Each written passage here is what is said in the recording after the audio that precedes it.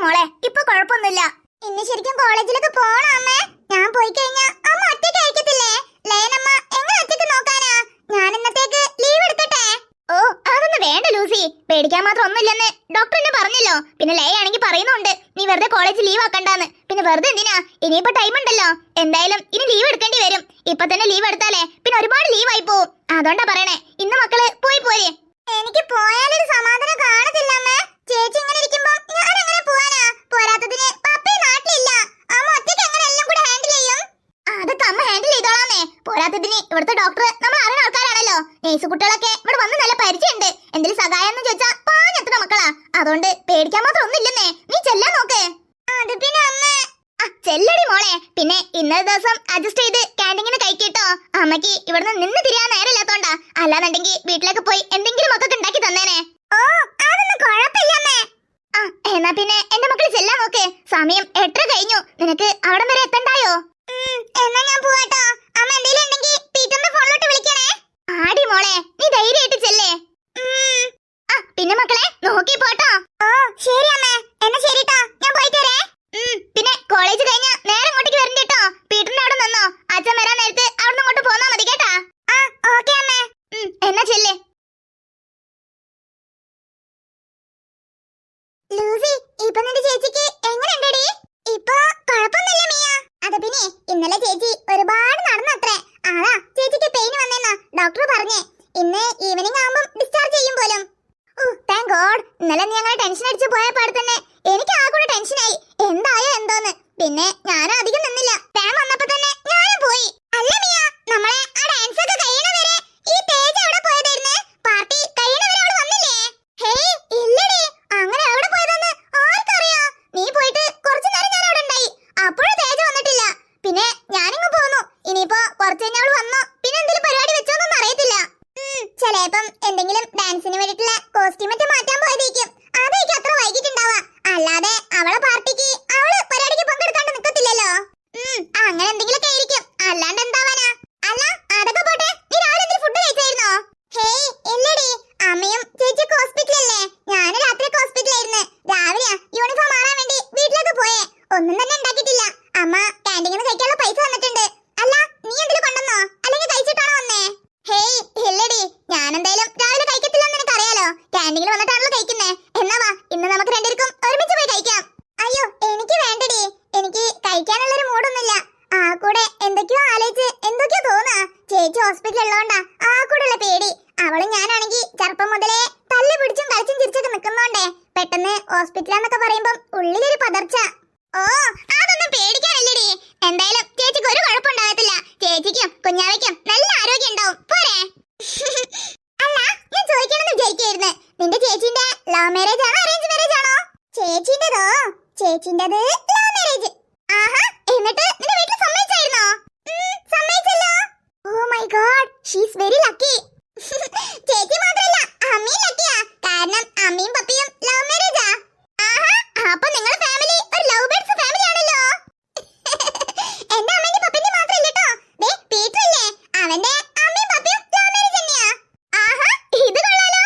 അല്ല പീറ്ററിന്റെ അമ്മയ്ക്ക് പീറ്റർ ഒരു മോനേ ഉള്ളോ? ഹേയ് അല്ല, പീറ്ററിന് നേരെ ഒരു ബ്രദർ ഉണ്ട്. ഓ അത് ശരി, ഞാൻ കരുതി അവൻ ഒറ്റ മോനാണ്. ഹേയ് അല്ല നിന്റെതോ? നീ ഒറ്റ മോളാണോ അതോ നിനക്ക് സിബ്ലിംഗ്സ് ആരെങ്കിലും ഉണ്ടോ? ഹേയ് ഇല്ല, എനിക്ക് സിബ്ലിംഗ്സ് ആരില്ല. കസിനായിട്ട് കുറെ ബ്രദേഴ്സ് സിസ്റ്റേഴ്സ് ഉണ്ട്. അല്ലാതെ ഞാൻ ഒറ്റൊരു മോളാ. ഓ ഭാഗ്യവതി. അപ്പൊ പിന്നെ നീ ചോദിക്കണതൊക്കെ കിട്ടുമല്ലോ. റിമോട്ടിന് വേണ്ടി തല്ലി പിടിക്കണ്ട, ചോറുണ്ണുമ്പോ തല്ലി പിടിക്കണ്ട, ഇഷ്ടപ്പെട്ട സ്നാക്സിന് വേണ്ടി തല്ലി പിടിക്കണ്ട. ഒക്കെ ഒറ്റയ്ക്ക് തന്നെ എൻജോയ് ചെയ്യാലോ. ബട്ട് എനിക്ക് അത് എൻജോയ് ചെയ്യാനാ ഇഷ്ടം. കാരണം ഞാൻ ഒരുപാട് കൊതിച്ചതാ എനിക്കും സിബ്ലിംഗ്സ് ഒക്കെ വേണമെന്ന്. ബട്ട് അത് നടന്നില്ല. ഈ ഒറ്റയ്ക്കുള്ള ലൈഫ് എന്നൊക്കെ പറഞ്ഞാലേ നമ്മൾ വിചാരിക്കുന്ന പോലെ അത്ര അടിച്ചുപൊളിയൊന്നുമല്ലെന്നേ. ആ കൂടെ ബോറിംഗ് ആയിരിക്കും. ഇതാകുമ്പം നീ നിന്റെ സിസ്റ്റർ ഉണ്ടല്ലോ, നേരം പോണതന്നെ അറിയില്ല. ഫൈറ്റ് ചെയ്ത് കളിച്ചും ചിരിച്ചും. പക്ഷെ എന്റെത് അങ്ങനെയല്ല. എന്റെ കൂടെ കളിച്ചു ചിരിക്കാനോ ഫൈറ്റ് ചെയ്യാനോ ആരില്ലല്ലോ. ഞാൻ ഒറ്റയ്ക്കല്ലേ.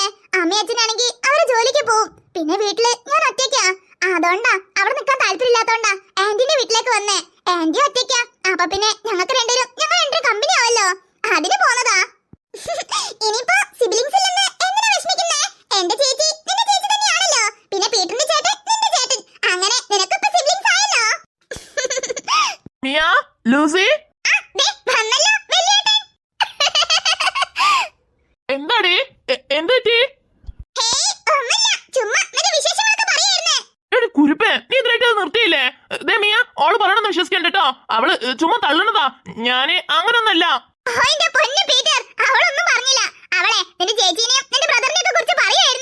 ഓ അത് ശരി. അല്ല ഞാനിപ്പോ ഒന്ന് എന്തിനാ അറിയോ? നിങ്ങക്ക് ഒരു ഗുഡ് ന്യൂസ് പറയാനാ.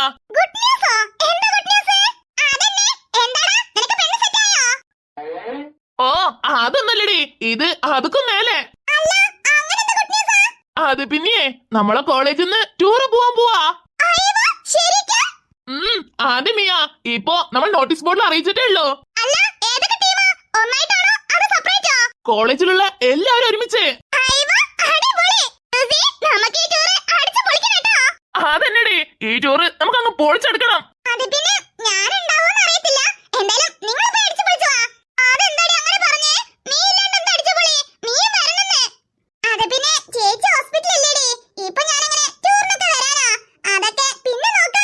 ഓ അതിന് ലേച്ചി ഇന്ന് വൈകുന്നേരമൊക്കെ ആവുമ്പോ ഡിസ്ചാർജ് ആവില്ലയോ? പിന്നെന്താ കുഴപ്പം? അതൊക്കെ നീ വരും. ഞാൻ എന്തായാലും ചെറിയമ്മനോട് പറഞ്ഞ് നിന്നെ എന്തായാലും കൊണ്ടുവരും. നോക്കിക്കോ.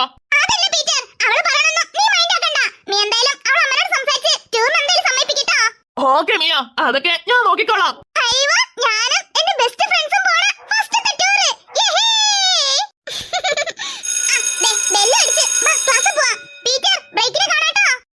Okay Mia, by.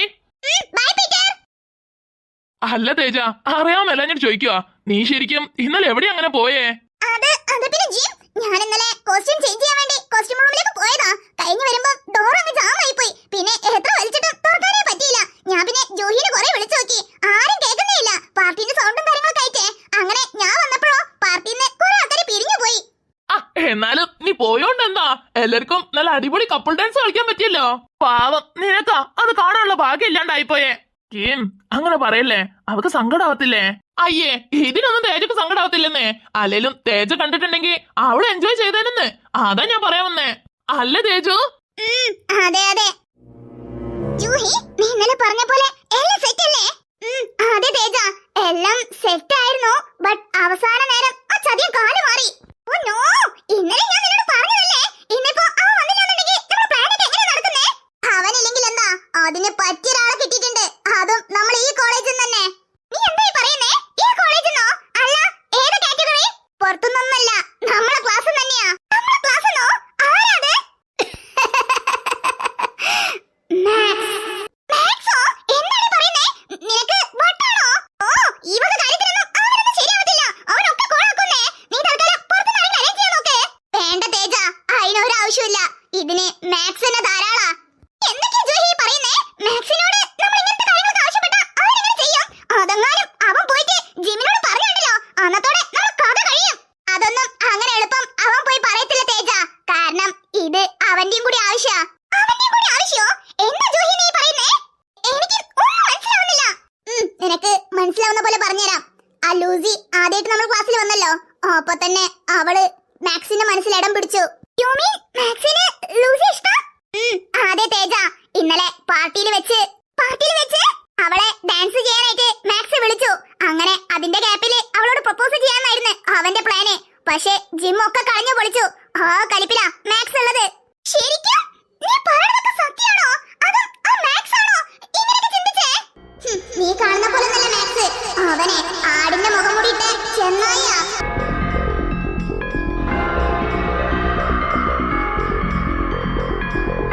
എന്റെ ലൈഫില് ഞാൻ ആഗ്രഹിച്ച ഒന്നും എനിക്ക് കിട്ടാണ്ട് പോയിട്ടില്ല. എല്ലാം ഞാൻ ആഗ്രഹിച്ച പോലെ തന്നെ എനിക്ക് കിട്ടിയിട്ടുണ്ട്. അതേപോലെ തന്നെ ഞാൻ ആഗ്രഹിച്ച എന്റെ ലൂസിനെയും ഞാൻ സ്വന്തമാക്കും. അതിന് ആര് തടസ്സം വന്നാലും ശരി. Lucy, I M waiting.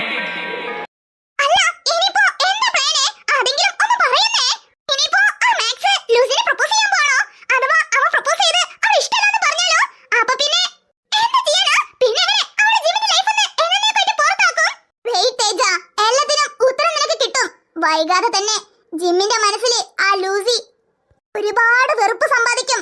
അതും നിന്റെ കൺമുന്നിൽ തന്നെ. ആ ലൂസി വരുന്നുണ്ട്, നീ വേഗം ജിമ്മിന്റെ അടുത്തോട്ട് ചെല്ലേ. ഓക്കേ ജൂഹി, ഞാൻ പറഞ്ഞതൊക്കെ ഓർമ്മയുണ്ടല്ലോ? യാ ഓഫ് കോഴ്സ്. വേഗം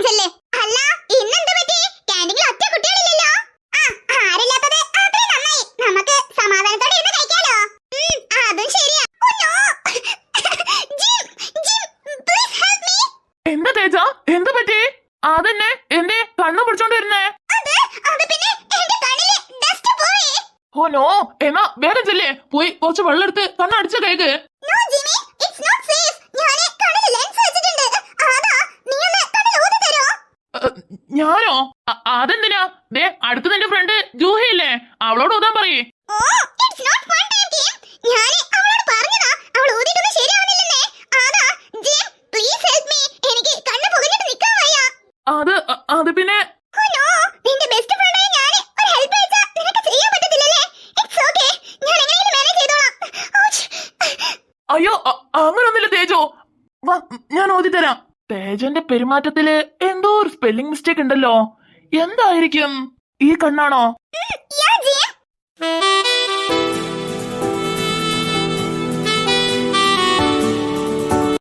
ലൂസി, മിയ. ഓ, അപ്പം ഇതായിരുന്നല്ലേ പ്ലാന്. ഇപ്പൊ ശരിയാക്കി തരാട്ടോ.